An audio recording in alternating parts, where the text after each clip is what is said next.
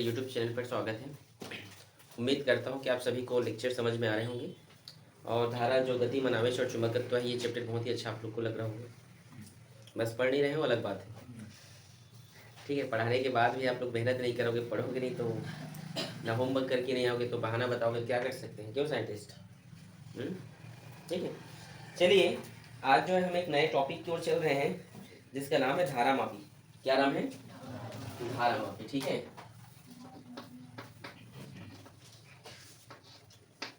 जिसमें इंग्लिश में आप क्या कहते हैं?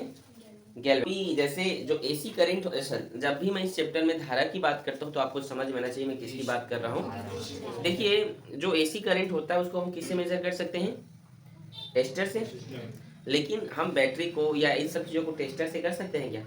कितना उसमें धारा है ऐसे करके पता लगे, तो उसके लिए हमें क्या की जरूरत होती है? एक डिवाइस की जरूरत होती है जिसको आप प्रायः इलेक्ट्रॉनिक्स दुकान में देखे होंगे, जिसका नाम क्या है? धारा मापी, ठीक है। तो धारा मापी दो प्रकार के होते हैं। कितने प्रकार के होते हैं? दो प्रकार। कल मैं आप लोग को इसका कुछ बताया था इसके बारे में कि दो प्रकार के होते हैं, याद आ रहे हैं? ठीक है। एक होता है इसमें, एक होता है जी चल चुंबक धारा मापी। क्या होता है? चल चुंबक, ठीक है। और दूसरा क्या होता है? चल कुंडली। क्या होता है? चल कुंडली। इसको आप मूविंग मैग्नेट कहते हैं इंग्लिश में। इंग्लिश में इसको क्या कहते हो? Moving magnet. और इसको इंग्लिश में आप कहते हो मूविंग कॉइल, ठीक है। ठीक है जी। अगर हम इसकी बात करें तो ये जो है इसका एक टाइप्स होते हैं जिसको आप टेंजेंट कहते हैं। क्या कहते हैं? टेंजेंट, जिसको आप हिंदी में स्पर्शजिया कहते हो। स्पर्शजिया की धारा मापी, ठीक है। ये दो प्रकार के होते हैं, ठीक है। एक होता है निलंबित, एक होता है निलंबित चल कुंडली, और एक होता है किलकित। एक क्या होता है? किलकित धारा मापी या किलकित चल कुंडली, ऐसे लिख लीजिएगा, ठीक है। ठीक है। देखिए, आज किसी भी बोर्ड में, किसी भी स्टेट का, चाहे सीबीएसई हो चाहे स्टेट बोर्ड हो, उसमें ये जो धारा मापी है जो चल चुंबक का, इसे हटा दिया गया है। इसको नहीं पढ़ते हैं, ओल्ड हो गया, पुराना हो गया है, इसको पढ़ा नहीं जाता है, ठीक है। आ रहे समझ में जी? हम वर्तमान समय में या हर स्कूल के या हर बोर्ड में जो है यही दो पढ़ा जाता है, जिसको कहते हैं निलंबित चल कुंडली, और एक होता है किलकित चल कुंडली, ठीक है। तो चलिए इन दोनों के बारे में हम विस्तार से जो है पढ़ते हैं, ठीक है। समझ में आया यहाँ तक? किसी को कोई समस्या? तो सबसे पहले हम इसका सिद्धांत देंगे, ठीक है। तो मैं इन सबको इरेज कर रहा हूँ, नोट करेंगे क्या? कर ले, ठीक है। वो क्या है किरण? चल कुंडली का हम यहाँ पे पहला देख रहे हैं जिसका नाम है निलंबित चल कुंडली। इसको इंग्लिश में सस्पेंशन भी कहा जाता है। आप चल कुंडली का सिद्धांत समझे उसको, या निलंबित करने एक चल में जो सिद्धांत यहाँ पर मैं जो दूंगा वो किसका होगा वहाँ बताइए, ठीक है, चल कुंडली का। चलिए सबसे पहले हम इस प्रकार से एक बार मैग्नेट तैयार करते हैं, ठीक है।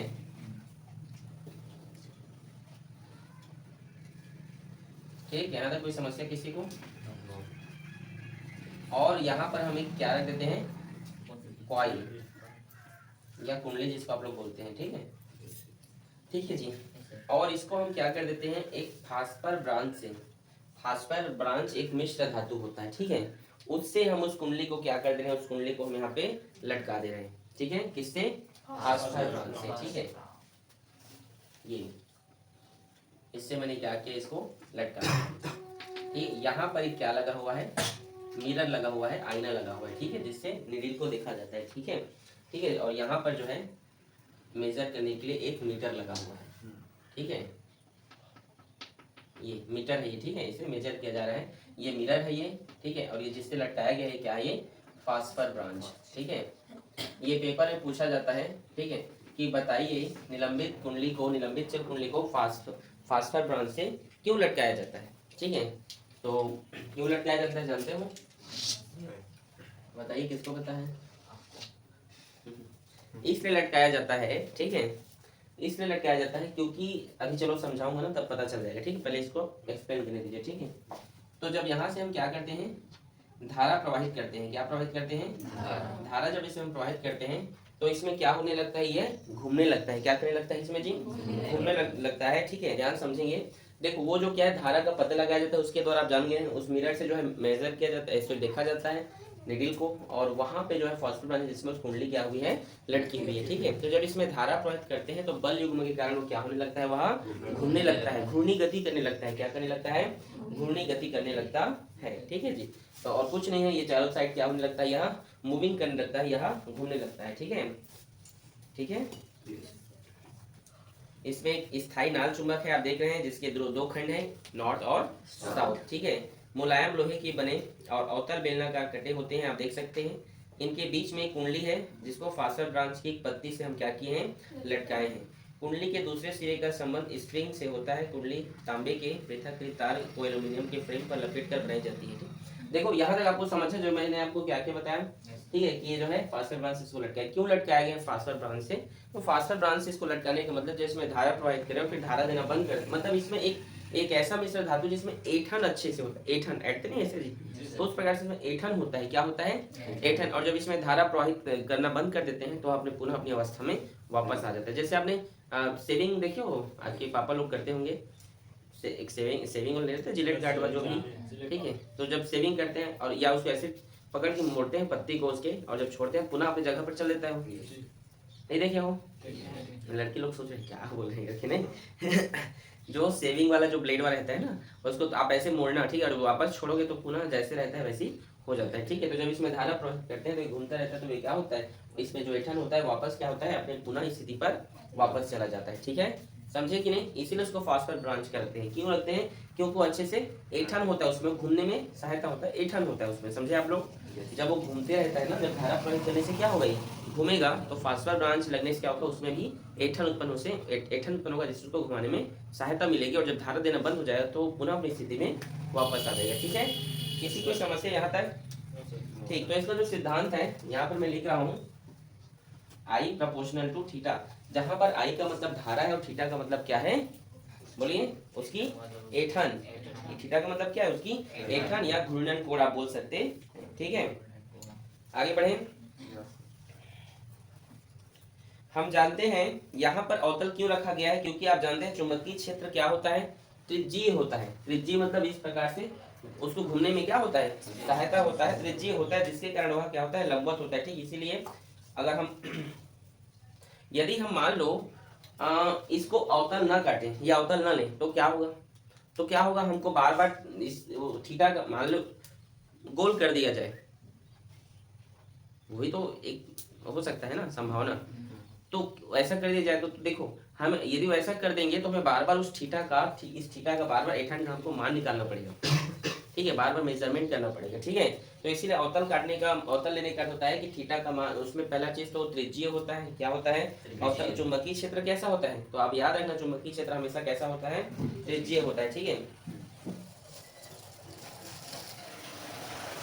थीटा का हर जगह यहाँ पर हम देखें तो 90 डिग्री का होता है, इसलिए हम उसको क्या लेते हैं, अवतल लेते हैं, क्योंकि ये क्या होते हैं, चुंबकीय क्षेत्र त्रिज्यीय होते हैं। अगर हम यदि हम अवतल न लें तो हमें बार बार थीटा का मान जो है ज्ञात करना पड़ेगा। अगर आपको कोई पूछ से बताइए अवतल ही क्यों काटते हैं, तो आप बोल सकते हैं कि थीटा का मान क्या होता है, हर जगह 90 अंश का होता है, और अगर हम अवतल न लें, ठीक है, सॉरी क्या बोला, 90 अंश का होता है, और चुंबकीय क्षेत्र क्या होती है, त्रिज्यीय होती है। अगर हम ऐसा नहीं लेंगे, अगर अवतल ना लेंगे तो हमको हर बार थीटा का क्या करना पड़ेगा, मान निकालना पड़ेगा। ठीक है, समझे। हम जानते हैं, इसको हमें प्रूफ करना है ना, टाउ इक्वल्स टू क्या होता है, आप जानते हो, ए बोलो, N I A B sine theta, और मैंने अभी कहा tau equals to N I A B, और साइन थीटा, थीटा की जगह हमें क्या लेना है, 90 अंश, हर जगह 90 अंश होता है, इसलिए अवतल लिया गया है। ठीक है, हर जगह थीटा की हर जगह 90 लिया जाता है, इसलिए चुंबक के पोल क्या होते हैं, अवतल होते हैं, क्योंकि चुंबकीय क्षेत्र त्रिज्यीय होती है। अगर हम थीटा 90 ना लें तो हमें बार बार जो है, सॉरी अगर हम अवतल ना लें तो हमें बार बार थीटा का मान ज्ञात करना पड़ेगा। ठीक है, किसी को दिक्कत यहाँ तक नहीं ना। और हम जानते हैं ये जो टाई इक्वल्स टू होता है, ठीक है, सबसे पहले यहाँ पर आप चित्र में किसी कोई समस्या बोलो, किसी को क्रेश आपको नहीं ना, चलिए टाई इक्वल्स, इसको मैं इक्वेशन फर्स्ट पे दे रहा हूँ। ठीक है, tau equals to C into theta, इसको इक्वेशन 2 दे रहा हूँ। ठीक है, ये यहाँ पर ये जो सी है, ये जो आप सी देख रहे हैं, इसको ऐठन बल युग्म कहते हैं, मतलब इसको घुमाने के लिए एक बलागुण कार्य कर रहे हैं ना। ठीक है, इसीलिए मैं इसको क्या दे दिया हूँ, सी मतलब क्या है यहाँ पर, एथन बल युग्म है। क्या है जी? एथन बल युग्म आघूर्ण है। ठीक है, याद रखेंगे आप लोग। ठीक है, सबसे पहले मैं टा का मान निकाल लिया, इसमें टा का जो मुझे पता था वो, फिर ये टा मैंने क्यों लिखा, क्योंकि उसमें क्या हो रहा है, एक बल आघूर्ण इस एथन में कार्य कर रहा है, एक तो कुंडली से कर रहा है, ठीक है, और एक उसको घुमाने में जो बल आघूर्ण है उसकी बात हम यहाँ पर करें, जहाँ पर सी क्या है, एथन बल युग्म आघूर्ण है। दोनों को हम एक साथ लिख लें। ठीक है, समीकरण 1 और 2 को, तो क्या होगा, N I A B equals to C theta. ठीक है, मुझे यहाँ पर आई का मान फाइंड करना है, तो आई को यहीं पर रोक देता हूँ, बाकी सबको मैं इधर ट्रांसफर कर देता हूँ। तो ये सभी किस में आ जाएंगे, भाग में आएंगे। फिर I proportional to theta, because C पहले ही एथन बल युग्म आघूर्ण था, वो कांस्टेंट है। ए भी क्या होता है, कांस्टेंट होता है। ए भी क्या है, कांस्टेंट है। बी क्या, चुंबकीय क्षेत्र, वो भी क्या है, और ये सभी क्या है, कांस्टेंट है। तो इसलिए मैं एक लाइन में लिख दिया आई प्रोपोर्शनल टू थीटा, और ये सभी क्या होते हैं, ये जो सभी जो दिख रहे हैं ये कांस्टेंट होते हैं। समझे, ये क्या है, निलंबित चल कुंडली के लिए एक छोटा सा सूत्र है। ठीक है, अगर मैं इसकी सुग्राहिता की बात करूं, ठीक है, यहीं पे लिख दे रहा हूं इसकी सुग्राहिता, इस बार अच्छे से समझेंगे सुग्राहिता। ठीक है, सुग्राहिता 2 मार्क्स का क्वेश्चन आता है कि सुग्राहिता को परिभाषित कीजिए। ठीक है, तो इसको क्या लिख सकते हो, इसको लिख सकते हो आप S equals to theta by I, S equals to theta by I. तो क्या है ये, चल कुंडली धारा मापी पर, जो चल कुंडली धारा मापी है, जब उसमें धारा प्रवाहित की जाती है, सुग्राहिता क्या है, चल कुंडली धारा मापी पर जब धारा प्रवाहित करते हैं तो उसकी कुंडली पर उत्पन्न विक्षेप और प्रवाहित धारा के अनुपात को ही क्या कहते हैं, सुग्राहिता कहते हैं। ठीक है, समझे आप लोग, फिर से बता रहा हूँ, चल कुंडली धारा मापी पर, किसमें, चल कुंडली धारा मापी पर जब धारा प्रवाहित किया जाता है, क्या प्रवाहित किया जाता है, धारा प्रवाहित किया जाता है, तो उसकी कुंडली पर, तो उसकी जो कुंडली पर जो उत्पन्न विक्षेप है, उसमें उत्पन्न विक्षेप के अनुपात को क्या कहा जाता है, सुग्राहिता कहते हैं। समझ में आया, आया कि नहीं, बस ये सुग्राहिता कुछ नहीं। ठीक है, इसमें समस्या क्या आ गया, ये देखो, ये भले ही आज हम इसका यूज नहीं करते हैं, क्योंकि इसमें कुछ समस्या आ गया। क्या आ गया इसमें, समस्या, इसीलिए जो है हम जो है इसी को मॉडिफाई करके, इसी को क्या करके मॉडिफाई करके हमने किलकित चल कुंडली बनाया। क्या बनाया, किलकित चल कुंडली, इसको हमने क्या कर दिया, मॉडिफाई किया। इसमें सर इसको हमने क्यों मॉडिफाई किया, आप जानते हैं इसको, तो इसमें कुछ समस्या थी। क्या समस्या थी पता है आपको, इसमें समस्या ये थी कि इसमें ट्रांसफर ब्रांच का क्या लिया गया था, इसमें मिश्र धातु लिया गया था, जो क्या होता था, एथन होता था, और यदि इसमें अगर अधिक धारा प्रवाहित कर दिया जाए तो ये क्या होगा, वह टूट जाएगा। क्या होगा, और दूसरा प्रॉब्लम ये था कि अगर कम धारा प्रवाहित करोगे तो घूमेगा नहीं, हो नहीं समझे। इसमें प्रॉब्लम ये था कि बहुत ज्यादा धारा प्रवाहित करने पर टूट जाएगा, फास्टर पर अचानक से बार बार घूमेगा तो टूटेगा, तो नहीं समझे मैंने क्या बोला। और कम धारा प्रवाहित करोगे तो उसमें बल युग्म नहीं मिलेगा और वो घूमेगा नहीं। समझे कि नहीं, समझे कि नहीं। तो अगर आपसे कोई पूछेंगे कि ये निलंबित जो चल कुंडली है यह असफल क्यों हो गया, या वैज्ञानिक इसे अमान्य क्यों कर दिए, जो फास्टर ब्रांच के कारण। फास्टर ब्रांच के साथ क्या होता है आपको मैंने बताया, क्यों लगा, एथन को घुमाने में, ठीक है, धारा बंद कर देते थे तो पुनः जो अपनी स्थिति पर आ जाता था वो। ठीक है, तो इसमें समस्या यही था कि जब इसमें अधिक धारा प्रवाहित कर दिया जाए तो ये टूट सकता था, और कम धारा प्रवाहित करे तो कम धारा के कारण घूमता नहीं, इसीलिए जो है ये इसको क्या कर दिया गया, असफल कर दिया गया। ठीक है, इसके बाद हम मॉडिफाई करके क्या बनाएंगे, किलकित। ठीक है, इसको नोट करें। देखिए इसी को जो है मैं मॉडिफाई करके क्या बना रहा हूँ, किलकित। क्या बनाऊंगा यहाँ पे, किलकित धारा मापी। ठीक है, ठीक है जी। तो चलिए इसी को मैं सुधार के बना रहा हूँ।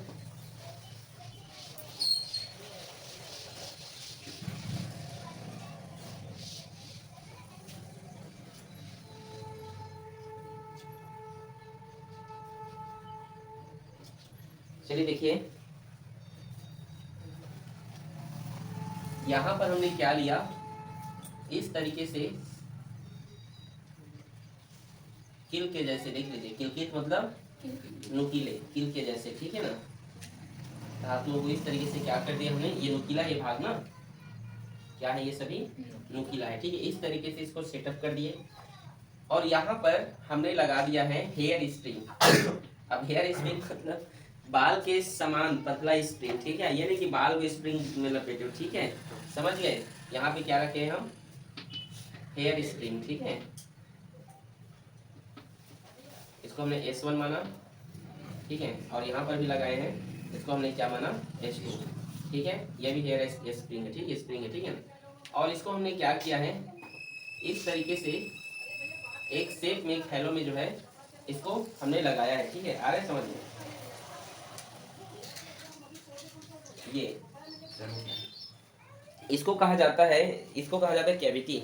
क्या कहा जाता है, कैविटी। ये जो आप देख रहे हैं इसको क्या कहा जाता है, कैविटी। इस तरीके से जो है वो लगा हुआ है लेकिन उससे जुड़ा हुआ नहीं है, मतलब ऐसे गोल है, ये क्या है देखिए इस तरीके से गोल है लेकिन उसमें फंसा हुआ है, मतलब उसमें जुड़ा हुआ है नहीं, ये मत समझना, वो कैविटी है वो, ठीक है। इस प्रकार से है, उसमें जो कील के समान जो है इस प्रकार से क्या हुआ है, वहाँ लगा हुआ है, ठीक है। अरे समझ में, उसमें ये मत समझना कि उसमें वो बंधा हुआ है कि जुड़ा हुआ है, ठीक है। वो इस प्रकार से वो कील है, उसमें इस प्रकार से कैविटी है, लगा हुआ है, ठीक। उस प्रकार से उसको घूमने में क्या करता है, वो सहायता प्रदान करता है, ठीक है। तो चलिए, इसमें कुछ नहीं है और, ठीक है। जैसा आपको हमने पहले जो बताया वही इसमें भी, जब इसमें आप करंट फ्लो कराएंगे, जब धारा इसमें क्या करेंगे, जब धारा इसमें बहेगा तो जो आपको हमने सिद्धांत दिया था चल कुंडली में, वही सिद्धांत यहाँ भी था। चल कुंडली में जब धारा प्रवाहित करते हैं तो क्या होने लगता है, यहाँ घूमने लगता है, बस और कुछ नहीं। जो पहले बताया था वही इसमें भी। दूसरा बात, यहाँ पर जो इसका फायदा क्या है, इसको क्यों बनाया गया, तो इसमें एक फायदा ये है कि इसमें कम धारा को जो है हम माप सकते हैं। किसको माप सकते हैं, इसमें हम कम धारा को। आ रहे समझ, सबसे जो एडवांटेज जो बात है इसके लिए यही है, उसमें हम कम धारा को नहीं माप सकते थे, कम धारा में घूमता ही नहीं, लेकिन इसमें हम कम धारा को भी क्या कर सकते हैं, माप सकते हैं, और अधिक धारा को तो वैसे ही मापेंगे, ठीक है। और ये टूटने का इसमें डर भी नहीं है। आ रहे समझ में, इस क्यों नहीं टूटने का डर है, क्योंकि ये ऐठन नहीं, इसमें ये किल के समान है। किल के समान कैसा, यह नुकीला है। आ रहे समझ में आप लोगों को, समझ आ रहे श्रेष्ठ, ठीक है। कोई समस्या किसी को? तो किलकी धारा मापी है, ठीक है, ये यही है जो हमने आपको बताया कि इसको जो है वेस्टर्न धारा मापी के नाम से भी जानते हैं, याद रखेंगे। किस नाम से, वेस्टर्न धारा मापी, ठीक है, याद रखिएगा, ठीक है। किलकित को क्या कहते हैं, वेस्टर्न धारा मापी कहते हैं। इसका एडवांटेज यह है ना, तो इसमें टूटने का डर होता है, और ये क्या है, किल के समान नुकीला होता है, जिसके कारण ये कम धारा को भी क्या कर सकता है, यहाँ माप सकता है, ठीक है।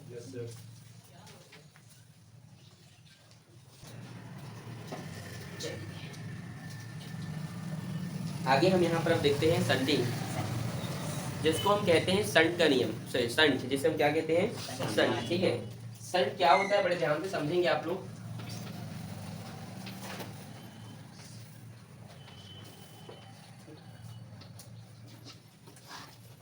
संट क्या है, तो दो कंडीशन हमेशा याद रखेंगे। सबसे पहला चीज तो संट का मतलब होता है दिशा बदलना, डायरेक्शन चेंज करना, ठीक है। जैसे आप जानते हैं ट्रेन देखे हो, ट्रेन, तो ट्रेन में आपने देखा है कि वो कौन से प्लेटफॉर्म में आएगा, कैसे कैसे आएगा, ये सब नॉर्मल भाषा में अगर मैं आपको समझाऊं तो संट यही है।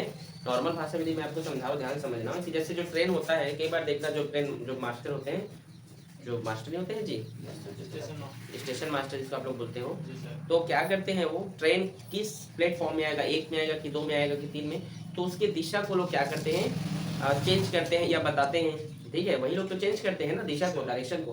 तो संटिंग क्या है, जैसे मान लो इस तरीके से ये ट्रेन सीधी जा रही है, ठीक है, और मान लो इधर कुछ खराब है, तो क्या करते हैं, यहाँ से जो है इस तरीके से एक और पट्टी गया हुआ रहता है, ठीक है, तो सीधा ना जाकर इस तरीके से चले जाते हैं, और इसको लास्ट में मिलना है यहाँ पर, फिर ऐसे घूम के इसी से टूट के आते हैं कि नहीं, आ रहा है समझ में, यही संट होता है, ठीक है। लेकिन अब हम करेंट धारा में संट कैसे पढ़ते हैं, तो चलो इसको समझते हैं, ठीक है।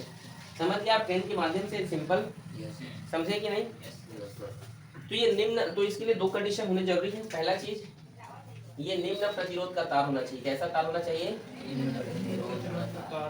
निम्न प्रतिरोध का तार, और जो किस क्रम में जुड़ना चाहिए, समांतर क्रम में जुड़ने चाहिए। किसमें जुड़ने चाहिए भाई, समांतर। संट क्या है, तो यहीं से इसका परिभाषा बन गई, यहीं से क्या बन गया इसका, ठीक है। जिसे देखिए, एक निम्न प्रतिरोध का तार, क्या जी, एक निम्न प्रतिरोध का तार जिसे किसी परिपथ में समांतर क्रम में जोड़ा जाता है, संट कहलाता है। बहुत मोस्ट इंपॉर्टेंट है ना, ठीक है। समझे, संट क्या है, संट एक निम्न प्रतिरोध का तार है जिसे किसी परिपथ में समांतर क्रम में जोड़ा जाता है।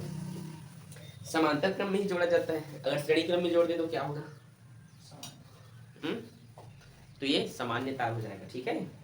ये संट फिर नहीं कहलाएगा, ठीक है, समझ में आया। अगर आप इसको श्रेणी क्रम में जोड़ दोगे तो ये सिंपल तार हो जाएगा, ठीक है जी। तो देखिए, अच्छा दूसरी कंडीशन यहाँ पे, ऐसा हम क्यों जोड़ते हैं, ठीक है। चलो सबसे पहले इसका मैं आपको फिगर बना दे रहा हूँ, ठीक है। यही धारा हम प्रवाहित कर रहे हैं। ये एक धारा मापी में हम इस तरीके से क्या कर रहे हैं, धारा प्रवाहित कर रहे हैं। इधर जो धारा बह रही है उसको हमने क्या बोला, आई जी, जो जी की ओर बह रही है, ठीक है। यहाँ से हमने क्या किया, इस धारा को इस तरीके से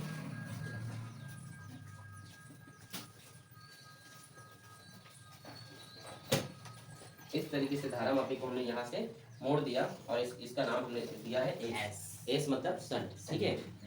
और इसकी ओर जो धारा बहेगी इसको हम बोलेंगे धारा मतलब आई, और इसकी ओर जो बहेगी उसको हम बोलेंगे आई एस। और ये जाकर यहाँ पर फिर क्या हो जाएगा, आई ही होगा, होगा ना। ये यहाँ से इधर भी जा रहा था, इसको हमने मोड़ के इस तरीके से इधर ले गया। ऐसा क्यों करते हैं जानते हैं? ऐसा देखिए, यदि हम किसी धारा मापी पे एकाएक जो धारा प्रवाहित कर देंगे तो डैमेज हो जाएगा। वो क्या हो जाएगा, वो खराब हो जाएगा। क्या हो जाएगा जी, इसीलिए वो डिवाइस, वो परिपथ खराब ना हो करके उसको इस तरीके से मोड़ के जो है आगे जो है भेज दिया जाता है, फिर वहाँ पर रुक जाता है। समझे कि नहीं आप लोग? जैसे नदी में देखो या बांध में पानी को हम किस तरीके से मोड़ते हैं, फिर उसी में छोड़ देते हैं तो खराब ना हो करके, इसलिए उधर थोड़ा कम कम फ्लो कर देते हैं। समझ लो, समझे कि नहीं मैंने क्या कहा, समझ आया ना? मतलब देखो, यदि हम इसमें एकाएक अधिक धारा प्रवाहित कर देंगे तो धारा मापी क्या हो जाएगा, यहाँ खराब होगा। क्या होगा? तो इसीलिए हम क्या करते हैं, इसको इस तरीके से मोड़ के इसी सर्किट में लाए, इसी परिपथ में लाए, लेकिन उसको मोड़ के लाए हैं। समझ में आया? जिससे ये एकाएक खराब नहीं होगा ये, ठीक है। मतलब ये खराब नहीं होगा, डैमेज होने से क्या होगा, वहाँ बच जाएगा। समझे? यही है शंटिंग, मतलब धारा को मोड़ देना, दिशा को बदलना। मैंने स्टार्टिंग में आपको बोला ना, दिशा को क्या करना, इसकी दिशा ये, तो मैंने देखो दिशा को क्या कर दिया है, यहाँ पे बदल दिया। समझ में आया?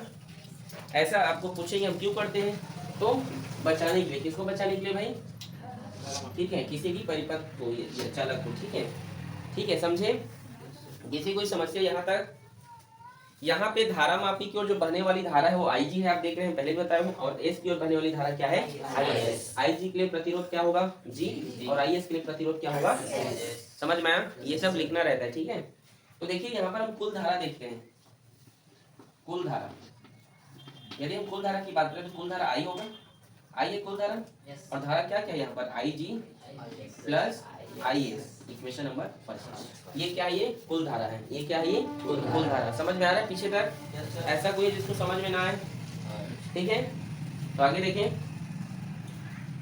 अब इसके हम निकालेंगे वीजी। देखो, आप जानते हैं समांतर क्रम में विभव क्या होता है, क्या होता है? क्या क्या बोल रहे हो, सुनाई नहीं दे रहा है, बोलो। नियत होता है ना, ठीक है, यही तो बोल रहे हैं आप लोग को, नियत होता है। क्या होता है, नियत होता है, ठीक है। तो चलिए, तो वीजी, वीजी के लिए हम यहाँ पर देख रहे हैं आई जी इंटू जी, किसके लिए, ओम्स लॉ से। किस लॉ से, ओम्स लॉ से, equals to I into R होता है ना, ठीक है। तो ऐसे यहाँ पे लिख लेना, किसके नियम से, ओम्स लॉ से, ठीक है। और एक होगा वी एस होगा, ठीक है, वो क्या होगा, आई एस इंटू एस। समझे यहाँ तक? और देखिए, जब ये विभव क्या होते हैं, समांतर क्रम में क्या होते हैं, समांतर क्रम लिखा हूँ, और विभव क्या होता है, उसमें नियत होता है। मतलब समांतर क्रम में अगर वो नियत होते हैं तो हम इसको वीजी और वीएस को कुछ इस तरीके से भी तो लिख सकते हैं, वीजी बराबर होगा वीएस के। क्यों? क्योंकि विभव नियत है, या हम बोल सकते हैं वो क्या है, समांतर क्रम में है, ठीक है। किसी कोई दिक्कत यहाँ तक नहीं, ठीक है। वीजी का मान लिखिए, क्या है यहाँ पे, आई जी इक्वल्स टू वीएस का मान क्या है, आई एस इंटू एस, ठीक है। अब यहाँ पर मैं क्या कर रहा हूँ, आई जी को मैं उधर ट्रांसफर कर दे रहा हूँ, ठीक है। क्या कर दे रहा हूँ, ट्रांसफर। तो आई जी उधर चला गया तो क्या हुआ, भाग में बदल गया, और जी यहीं पर है ना। एस इधर गुणा में इधर आएगा तो भाग। समझ आया क्या हुआ, ठीक है। अब मैं क्या कर रहा हूँ, ये जो दोनों पक्ष हैं, ये दोनों पक्ष में क्या कर रहा हूँ, एक जोड़ दे रहा हूँ। क्या जोड़ दे रहा हूँ यहाँ पे, एक जोड़ने पर, ठीक है। तो जब मैं इसमें एक जोड़ूंगा, ठीक है, तो आप देख सकते हैं यहाँ लिखा है हिंदी में, एक जोड़ने पर, ठीक है, plus one equals to G S plus one, ठीक है। एलसीएम निकालूंगा तो इसका एलसीएम क्या होगा, आई जी होगा, होगा ना। और ये होगा आई एस प्लस आई जी, होगा ना। इसका एलसीएम क्या होगा, एस होगा, आई जी, और इसके नीचे कुछ नहीं है तो इसका एलसीएम आई जी हो गया। आई जी में कितने का गुणा करो, क्या जी हो, तो 1 का, तो आई एस ही हो गया वो। और आई एस बोल रहा हूँ ना, ठीक है। और 1 में कितने, ये नीचे में 1 है इसके डिनोमिनेटर में, उसमें कितने गुणा करो, क्यों आई जी हो, तो आई जी का, तो ऊपर भी करोगे आई जी 1 जा आई जी। समझ में आ रहा है? वैसे यहाँ पर भी हुआ है, ठीक है, समझने का कोशिश कीजिएगा। ये होगा फिर जी प्लस एस, समझ में आया आप लोग को यहाँ तक? Yes sir. आप जानते हैं I S plus I G, I S plus I G को क्या लिखा गया है यहाँ पे? आई लिखा गया है। आई बटे I G equals to G plus S बटे एस। मुझे यहाँ पर आई जी का मान चाहिए। किसका मान चाहिए? आई जी का मान। ठीक है, तो आई जी इक्वल्स टू, ठीक है, आई इंटू कैपिटल एस और जी प्लस एस इधर गुणा में इधर गया तो भाग गया। इसको हाईलाइट कर, अभी ये सेंट का नियम नहीं है ना, ये अभी आया नहीं है सूत्र, ठीक है। Yes sir. इसको मैंने ऐसा क्यों ब्रैकेट में लिया हूँ? इसको ब्रैकेट में लेने का कारण ये है कि इसके द्वारा हम पता कर सकते हैं कि उस परिपथ में कितनी धारा बह रही है। ये आई जी से क्या पता कर सकते हैं? इस सूत्र से कितना धारा बह रहा है हम इसको फाइंड कर सकते हैं। समझ में आया? ये नीचे यहाँ पर लिख लोगे, इधर बना रहा हूँ, ठीक है, कोई दिक्कत? ठीक है, समझे यहाँ तक? चलिए यहाँ पे एक स्टेटमेंट लिखना, यहाँ पे लिख रहा हूँ, समझेंगे। माना कि धारा मापी में, माना कि धारा मापी में कुल धारा का, माना कि धारा मापी में कुल धारा का, ठीक है, कुल धारा का nth भाग क्या हो रहा है? प्रवाहित हो रहा है। क्या हो रहा है जी? प्रवाहित हो रहा है। ठीक है, माना कि धारा मापी में कुल धारा का nth भाग प्रवाहित हो रहा है। nth भाग क्या हो रहा है? प्रवाहित हो रहा है। तो हम क्या लिखें, कैसे करेंगे? मतलब ये यही पर कई लोगों को समझ में नहीं आता है, ठीक है, अधिकतर बच्चों को। जैसे ये क्या है, ये धारा मापी है ना, इसमें धारा प्रवाहित हो रही है, ठीक है, तो इसके कुल धारा का, ठीक है, मतलब यहाँ पर मैं कह रहा हूँ कि आई जी बटे आई, आई जी बटे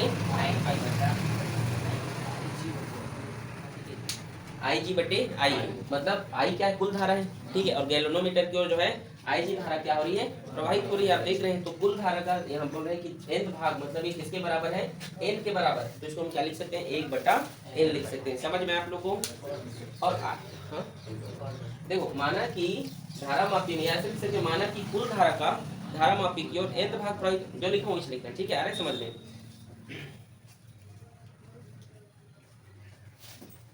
ठीक है, हाँ, चलिए, मैं बोल रहा हूँ कि अगर ये आई धारा प्रवाहित हो रहा है गैल्वेनोमीटर की ओर, धारा मापी की ओर, तो हम उसको nth धारा बह रहा है ऐसे हम मान लेते हैं। nth भाग मतलब उस धारा का कितना भाग? nth भाग बह रहा है, ये मान लेते हैं। तो उसको हम आई जी बटे आई और 1/n ऐसा हम उसको लिख सकते हैं। nth भाग बह रहा है, ठीक है, कितना बह रहा है? nth भाग, ठीक है।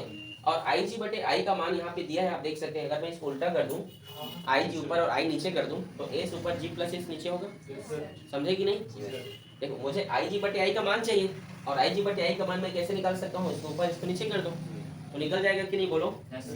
ठीक है, क्या ऐसे लिख सकते हो? आई जी का मान एस है करके दे, आई का मान जी प्लस एस है करके ऐसे भी लिख लो। समझे कि नहीं? समझ आया? आया जी? या ऐसे नहीं बोलना उसको, ठीक है भाई, उसके लिए ठीक है ऐसे ही लिखना। आई अपन आई जी मतलब उल्टा कर देंगे तो वही होगा ना फॉर्मूला। अब देखिए यहाँ पर हम क्रॉस मल्टीप्लाई करेंगे तो क्या होगा? S N equal to G plus S होगा। होगा कि नहीं? क्रॉस मल्टीप्लाई करोगे तो यही होगा दीपक। अब यहाँ पर एस इधर प्लस में इधर आया तो माइनस में, तो S N minus 1 equal to G होगा। देखो ये एस प्लस में है, इधर आएगा तो माइनस में होगा, मतलब क्या होगा? एस एन माइनस एस होगा, एस एन माइनस एस होगा। एस को कॉमन ले लूंगा तो एन बचा यहाँ पे, माइनस एस तो बाहर ही चला गया तो 1 बचेगा। गुणा करो तो ये होगा, एस एन माइनस एस ही होगा ना। ठीक है, समझ आ गया? एक लाइन फिर लिखने के बजाय डायरेक्ट लिख दिया, समझे? शंट को मैं किससे डिनोट करता हूँ? एस से बोला, मुझे एस का वैल्यू चाहिए, तो यहाँ पर S equal to G N minus 1। यही क्या है? शंट के लिए सूत्र है। क्या है शंट के लिए? सूत्र, या हम उसको बोल सकते हैं उसका सिद्धांत है। ये क्या है उसका? यह सिद्धांत है। क्या बोलोगे इसको? किसी शंट का प्रतिरोध धारा मापी के प्रतिरोध का, किसी शंट का प्रतिरोध, किसी शंट का प्रतिरोध धारा मापी के प्रतिरोध का, ध्यान सुनो, किसी शंट का प्रतिरोध धारा मापी के प्रतिरोध का n-वां भाग होता है। क्या लिखोगे? किसी शंट का प्रतिरोध धारा मापी के प्रतिरोध का n-वां भाग होता है। समझ में आ रहा है? ये आपका शंटिंग है, शंट है, ठीक है, इसको नोट करें आप।